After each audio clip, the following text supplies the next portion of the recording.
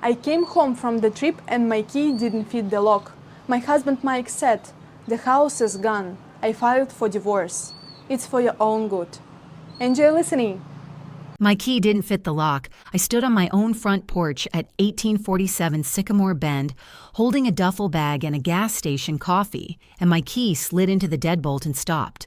Wrong teeth. New lock. I tried it again because that's what you do. You try the thing that isn't working one more time like the universe might change its mind. It didn't. The phone was in my hand before I thought about it. Mike picked up on the second ring, which told me he'd been waiting for this call. "Elaine?" he said, and his voice had that rehearsed steadiness, like he'd practiced this sentence in the bathroom mirror. "The house is gone. I filed for divorce. It's for your own good. For my own good. 7 years of marriage, and that's the line he went with." I smiled, standing right there on the porch with my duffel bag and my cold coffee and a key that didn't work anymore. I smiled so wide my cheeks hurt. "Okay, Mike," I said. "Okay." And I hung up. Then I opened my texts and typed 6 words to my lawyer, Athena. They took the bait. File everything now. Now. I need to take you back 7 months because that smile didn't come from nowhere. That smile had a blueprint behind it. And to understand the blueprint, you need to understand who built the trap, who walked into it, and why I let them think they were winning for as long as I did. My name is Mike. Actually, no, his name is Mike. Michael, legally. But nobody calls him that except his mother when she's furious, which is often, but that's a different story. My name is Elaine. Elaine Vargas. And 7 months before that porch, I was sitting at my desk at Red Rock Property Group in Broken Arrow, Oklahoma, reviewing a lease compliance audit for a strip mall on Kenosha Street that had 3 code violations and a tenant who'd been running an unlicensed nail salon out of a storage unit. That's what I do. I read leases, I find what doesn't match, I catch the things people hope nobody notices. I'd been doing it for 4 years at Red Rock, and I was good at it. Good enough that they were talking about promoting me to team lead, which would bump me from 68 to 79,000 and finally make the math work on Aunt Rita's situation, which I'll get to. I met Mike at a friend's crawfish boil in April 2017. He was working as a service advisor at Patriot Chevrolet on South Memorial in Tulsa, which sounded more impressive than it was. He mostly argued with warranty companies and upsold tire rotations. We married at the Tulsa County Courthouse 14 months later because neither of us wanted a big wedding and both of us wanted to stop paying 2 rents. Romantic? No. Practical? Absolutely. And for 5 years, practical worked. Then it stopped working. And I didn't notice when it stopped because I was busy noticing other things, like the fact that my Aunt Rita's assisted living facility, Magnolia Terrace in Wichita Falls, had just raised their monthly rate by $340.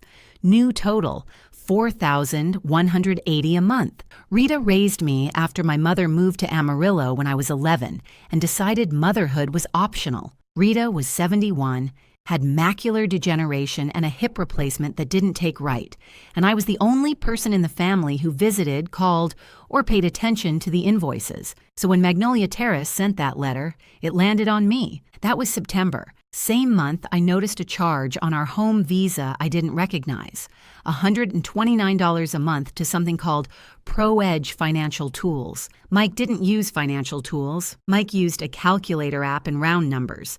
I flagged it in my head and moved on because I had 6 lease audits due by Friday and a 71-year-old aunt whose rent just jumped. And that same week, Jameson Fulbright stopped by my desk with a coffee, oat milk latte, no sugar, which he'd remembered from a conversation 3 months earlier, and said, "How's Rita doing? Any news on the rate thing?" And I told him, because that's what you do when someone remembers your aunt's name and your coffee order and has never once asked you for anything in return. I didn't know then what I know now, but I'm not telling this story for sympathy. I'm telling it so you know what it looks like when the person handing you Band-Aids is the same person holding the knife. All right, hold on a second. If you've been with me this far, thank you. I mean that. Hit subscribe if you haven't, and do me a favor. Drop a comment telling me where you're watching from and what time it is there. I read every single one, and it genuinely makes my night. Okay, back to this. Jameson Fulbright had been at Red Rock for 6 years, senior leasing agent, 1 level above me, different portfolio. but we shared a floor and a coffee machine that broke every other Thursday. He was 38, divorced 2 years prior, and dealt with it the way some men do, by making jokes so good you forgot to feel sorry for him. My ex got the house in Owasso, both cars, and the dog, he told me once over lunch at the taco place on 71st. She even kept my Netflix password, changed the profile name to Loser. I respect the commitment. He made me laugh during a month when laughing felt like lifting furniture, and he did real things. Covered 2 of my lease reports when Aunt Rita had a scare in November. Stayed late to help me reformat a compliance spreadsheet that our system corrupted. Brought me a breakfast sandwich the morning I came in looking like I hadn't slept, because I hadn't. Jameson never flirted. Never crossed a line, never made it weird. He was the kind of friend where you forgot to wonder why he was being nice because the niceness just made sense. Some people are like that, or some people are very, very good at seeming like that. But I'm getting ahead of myself. October, a month after the charge. I was looking for the car insurance card in Mike's glove compartment. His Silverado smelled like old French fries and that Pine air freshener that stopped working in August, and the glove box had a ketchup packet stuck to the owner's manual. And tucked behind that manual, I found a Capital One statement. Balance, $14,338.41. I didn't know this card existed. 4 years at Red Rock reading financial disclosures for a living, and my own husband had a credit card with $14,000 on it that I'd never seen. I sat in the driveway for 12 minutes. I counted. Then I went inside and asked him. Mike didn't explode. That would have been easier. He got quiet and small, leaned against the kitchen counter and picked at the label on his water bottle and said, "It's for car parts. Side project." You wouldn't get it. Side project. $14,000 of side project on a credit card with a 26% interest rate. I'm not a mathematician, but I can multiply disappointment by compound interest. I told Jameson the next day. He listened with his elbows on his knees, nodding slow, and then said, "My ex had 3 cards I didn't know about. 3. That's how it starts. 1 card, then a second, then suddenly you're staring at $40,000 of someone else's decisions." He didn't tell me what to do. He asked questions. How's the mortgage? Do you know what the house is worth now? Is your name on everything? At the time, I thought he was helping me get my bearings. Practical questions from a practical man who'd been through his own mess. I answered all of them. The mortgage was $161,000 left on a house we'd bought for $191,400. Current value, based on a comp I pulled from Zillow, somewhere around $287,000. My name was on the deed. Joint ownership. "Good," Jameson said. "That matters. Trust me." Meanwhile, Aunt Rita's facility needed a new payment arrangement by the end of October. $340 more a month doesn't sound like much until you're sitting at your kitchen table at 10 p.m. with a calculator, a stack of bills, and a husband who apparently has a secret financial life. I did the math on the back of an envelope from the gas company. We had this rule, Mike and I: no financial secrets. We made that promise over a $9 bottle of Yellowtail on our 2nd anniversary. I kept the promise. He kept the wine preference. Mike started coming home later that month. Over time, he said, every time, like the word was a skeleton key that opened every question. I didn't push it. I was too tired to push anything. November, the month everything started leaking. I tried to check our joint checking account online, the one at Arvest Bank that we'd had since 2018. The password didn't work. I tried the backup. Didn't work. I called the branch on Elm Street, and a woman named Tammy, with a very patient voice, told me that Michael Vargas had revoked my digital access privileges on October 29th. "He can do that," I said. "He's a joint account holder, ma'am. Either party can modify online access settings." I sat at my desk with the phone still against my ear, listening to Tammy breathe, and felt something shift in my chest. Not anger yet. Something before anger. The moment your brain accepts that the thing you've been explaining away can't be explained away anymore, told Jameson during our lunch break. We were eating in his car because the break room smelled like someone's leftover fish, and he handed me half his turkey sandwich without me asking and said, "Document everything. Dates, amounts, screenshots. That's what my lawyer told me when I was going through mine. Write it all down on paper. You'll need it eventually." It sounded like solid advice, and it was, if you wanted someone to stay busy with a notebook instead of hiring a professional. I didn't see that at the time. Hindsight has 20/20 vision and a mean sense of humor. That same week, Warren Jessup, quiet guy in our office, eats lunch at his desk, never says much, mentioned something while we were both refilling coffee. Hey, I saw Jameson's truck at Patriot Chevy the other Saturday.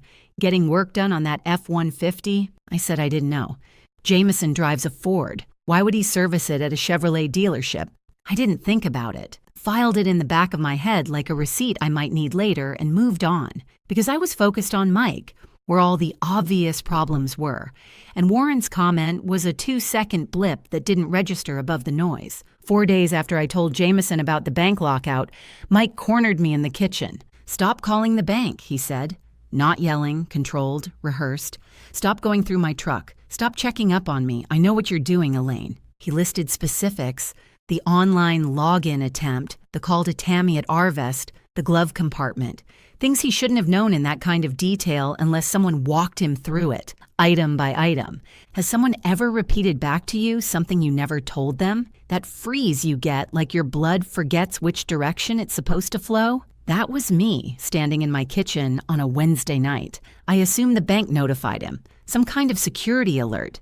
That made sense, right? Banks do that. I didn't consider the alternative because the alternative would have meant suspecting the one person who was keeping me from falling apart. "You're being paranoid," Mike said, and the word landed exactly where it was supposed to, in the part of my brain that was already exhausted, already questioning itself, already wondering if maybe I was making this into something it wasn't. A week later, my manager at Red Rock, nice woman, been there forever, pulled me aside after a meeting and said, "Elaine, are you managing okay?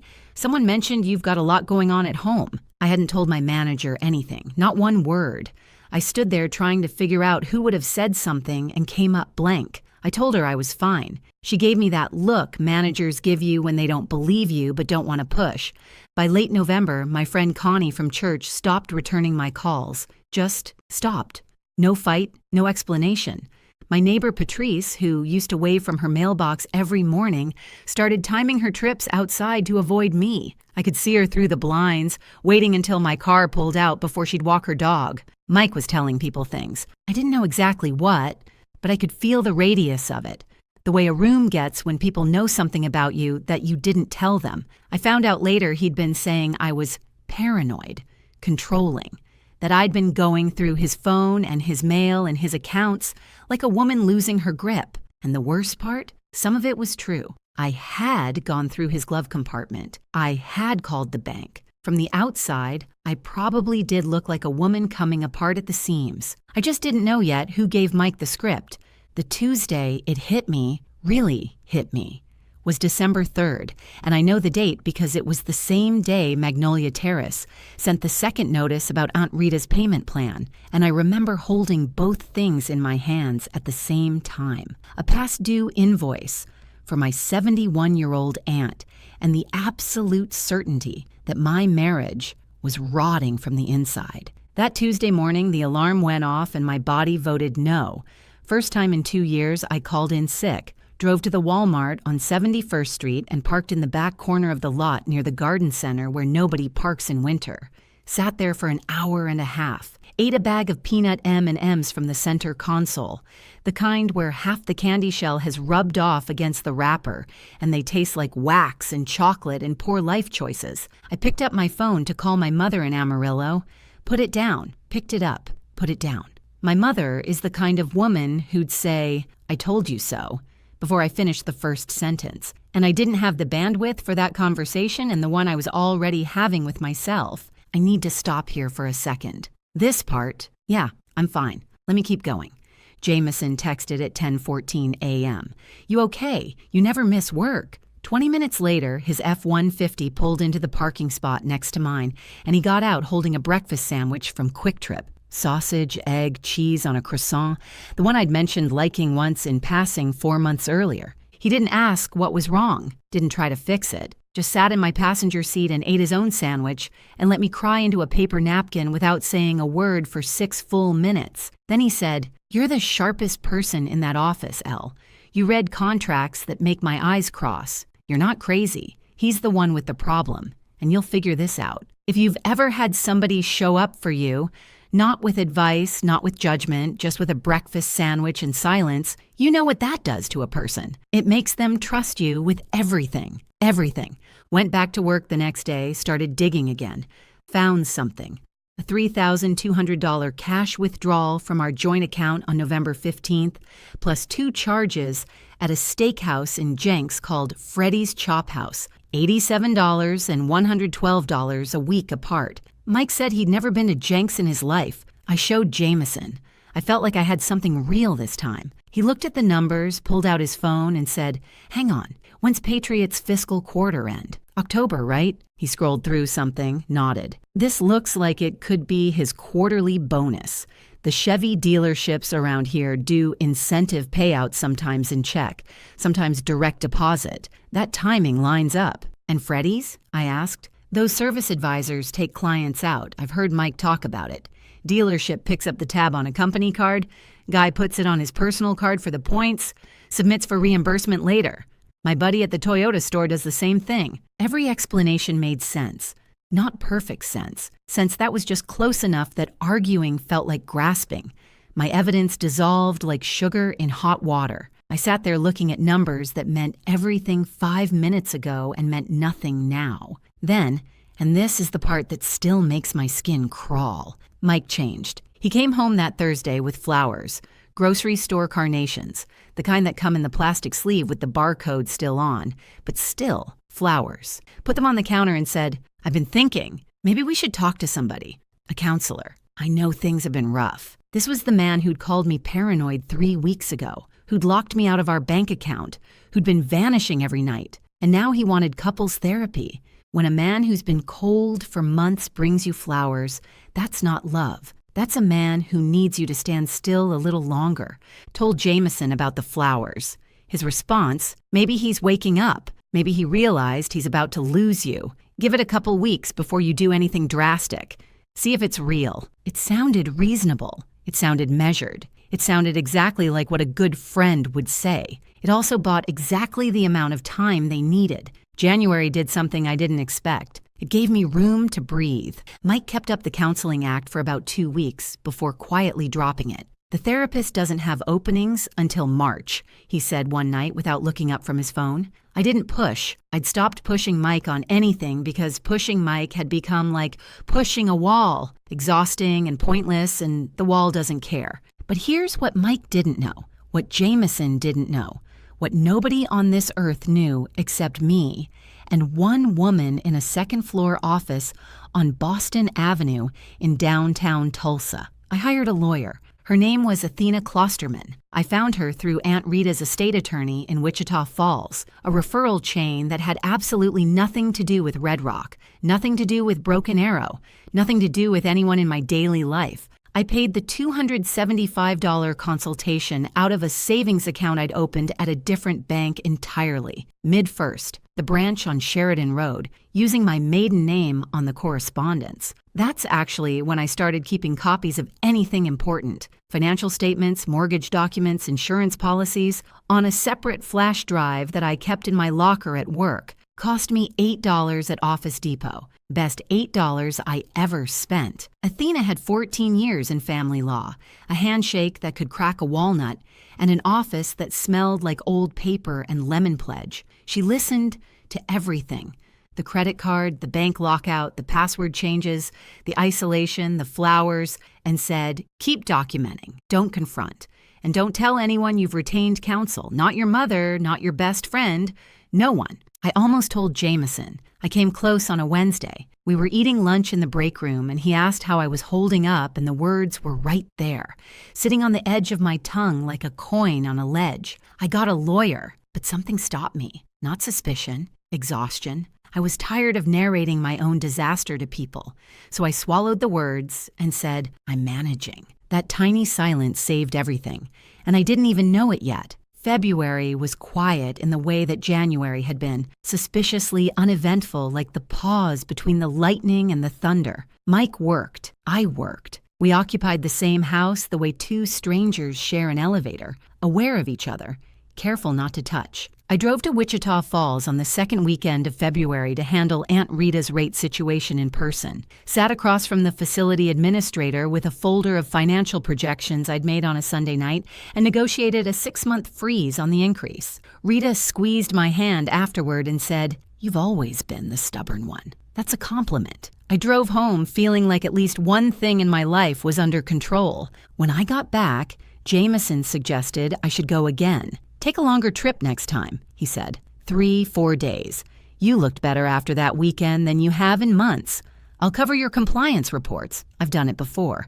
You deserve a real break, Elle." It sounded like care. It sounded like the kind of thing a person says when they see you running on fumes and want you to rest. It was a schedule. He needed me out of the house for 3 days. He needed a window. I said yes. Planned a trip for mid-March. 3 days in Wichita Falls. Aunt Rita's paperwork as the cover, which was real because there was always paperwork. Meanwhile, the promotion came back around. My manager called me into her office and said I was the leading candidate for team lead. $79,000. Benefits bump. Corner desk with a window. I walked back to my floor feeling something I hadn't felt since September, like the ground under me was solid. Jameson hugged me when I told him, a real hug, the kind that lasts a second longer than professional, and said, "I'm so happy for you. You deserve every bit of that." And I believed him, completely. That Friday, we grabbed lunch at the taco place on 71st. He told me about his landlord's cat, a massive orange tabby that kept breaking into his apartment through a window he thought he'd sealed. "I've caulked that window 3 times, Elle. 3 times. This cat is smarter than my landlord and definitely smarter than me." I laughed until my eyes watered. He talked about being lonely post-divorce, about how the apartment felt too quiet at night, how he sometimes left the TV on just to hear another voice in the room, and I felt guilty. Guilty for having problems when this man had lost everything in his divorce and was still showing up every day with a joke and a sandwich and a memory for how people take their coffee. You know, looking back, that was the calmest I'd felt in months. And isn't that always when the ground opens up? March 17th, 3 days before the trip. I was at the home desktop in the spare bedroom, printing Aunt Rita's supplemental insurance forms. Mike usually did everything on his phone. Emails, banking, YouTube, all of it thumbed out on a cracked screen he refused to replace. But the desktop was still there, still logged into his Google account because Gmail and Google Drive share the same login, and Mike hadn't thought to sign out of a computer he hadn't touched in 4 months. I wasn't snooping. I opened Chrome to get to Google Drive where I kept Rita's documents, the browser loaded with 2 tabs already open. One was a YouTube video about brake pad replacement, and the other was Mike's Gmail inbox. I almost clicked away, almost, but the subject line of the second email from the top caught my eye the way a wrong number catches your eye on a spreadsheet. It didn't belong. From Jameson Fulbright, Mike Vargas. Date, March 2nd. Subject, Sycamore Property. Timeline. I opened it. Would you have kept reading? Or closed the laptop and walked away? I'm asking because for about 3 seconds, I almost did. The body was 3 sentences. Jameson's voice, casual and direct, the same tone he used when he talked about lease comps over lunch. Attached is the draft purchase agreement from Heartland Home Solutions. Trey's ready to move when you give the green light. She'll be in Wichita Falls the week of the 20th. 3 days is enough. Change the locks Tuesday. Trey files the offer Wednesday. I'll handle the rest from this end. Attached, a draft purchase agreement. Buyer, Heartland Home Solutions, LLC. Contact, Trey Scanlon. Property, 1847 Sycamore Bend, Broken Arrow, Oklahoma. Offer price, $219,000. Our house was worth $287,500 March 2nd. This email was sent 3 weeks before Mike filed for divorce on March 24th. The divorce wasn't Mike's idea. The timeline wasn't Mike's timeline. The locks, the filing, the trip, all of it was on a schedule. And that schedule was written in Jameson's handwriting. I didn't move for a long time. I don't know how long. The insurance form sat in the print queue, and the printer hummed, and the house was dark because I hadn't turned on the lights when I sat down, and now the sun was gone. Then my brain did what my brain does. It runs numbers. It finds what doesn't match. It reads the fine print. Warren saw Jameson's truck at Patriot Chevy on a Saturday. Jameson drives a Ford. Mike works at Patriot Chevy. There was no car appointment. There was a meeting. Jameson's questions about the mortgage, the house value, my equity, those weren't concern. That was an appraisal. He was pricing my life for a buyer I'd never heard of. I told Jameson about the bank lockout. 48 hours later, Mike knew exactly what I'd tried to do online, right down to the specific login attempt and the call to Tammy at Arvest. Jameson told him. That's how Mike knew. The $3,200 withdrawal, Freddie's Chop House. Jameson explained every piece of evidence away, calmly, logically, with details that sounded right. He wasn't helping me see clearly. He was protecting the scheme. The timeline wasn't ready yet. Go see Rita, take 3 days, I'll cover your reports. He wasn't giving me a break. He was clearing the house, the promotion. My manager asking if I was doing okay at home, Jameson told her, not to protect me, to slow me down. A woman distracted by personal chaos doesn't ask for a raise. A woman who gets promoted to $79,000 has more resources, more stability, more options. He needed me stretched thin. Trey Scanlon, Heartland Home Solutions, LLC, Jameson's half-brother. I'm going to be honest right now. Mike was a disappointment. I can say that without flinching. But Jameson was 14 months of oat milk lattes, and you'll figure this out. 14 months of covering my reports and sitting in a parking lot while I cried into a napkin. 14 months of being the one person I didn't have to explain myself to. That's the one that still makes my jaw tight when I talk about it. I took 4 screenshots, forwarded the email chain to my personal account. The mid-first one, the one Jameson didn't know existed. Cleared the sent folder, logged Mike out of Gmail, closed the laptop, turned off the monitor. Then I sat in my dark kitchen for 40 minutes. Not crying, not shaking. I reorganized the junk drawer twice, lined up every battery, every takeout menu, every pen cap. When I ran out of things to organize, I stopped, and my hands were steady. And right there, at 11 at night in my own house, I stopped being hurt. I got quiet, the kind of quiet that should have scared somebody. I called Athena at 8:01 the next morning. Her office opened at 8. I was the first call. Drove to Boston Avenue on my lunch break with my phone in my hand and showed her every screenshot.